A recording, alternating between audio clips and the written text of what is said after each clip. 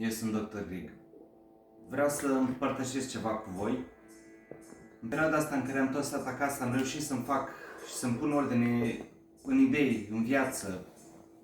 Am tot stat și m-am gândit, până în momentul ăsta totul merge pe repede înainte. Cu siguranță și tu erai toată ziua ocupat cu munca, cu siguranță aveai diverse lucruri de făcut și trăgeam foarte tare de noi. De ce? Pentru a avea o viață mai bună.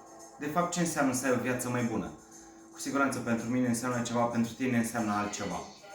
Pentru mine, cu siguranță, a avea o viață mai bună și a fi fericit înseamnă să fiu eu sănătos, familia mea, prietenii mei, toți din jurul meu, să am un acoperiș deasupra capului, să am ce să pun pe masă, cu ce să mă îmbrac. Și să pot să ajut pe cei din jurul meu în limita posibilităților, evident.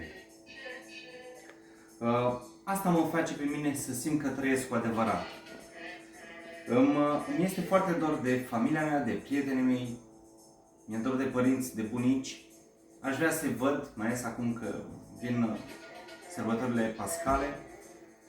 Mi-ar place să-i văd, dar în același timp stau și mă gândesc că dacă eu stau aici și mă bucur de familia mea, riscul de a-i contamina sau de a răspândi acest virus va scădea, astfel încât vă recomand să stați și voi acasă alături de familiile voastre, să vă bucurați de ceea ce aveți. Cu siguranță aveți o familie minunată.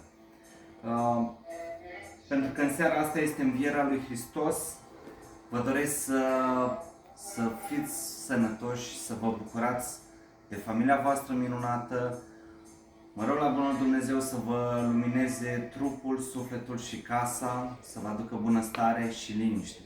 Vă pup și vă iubesc.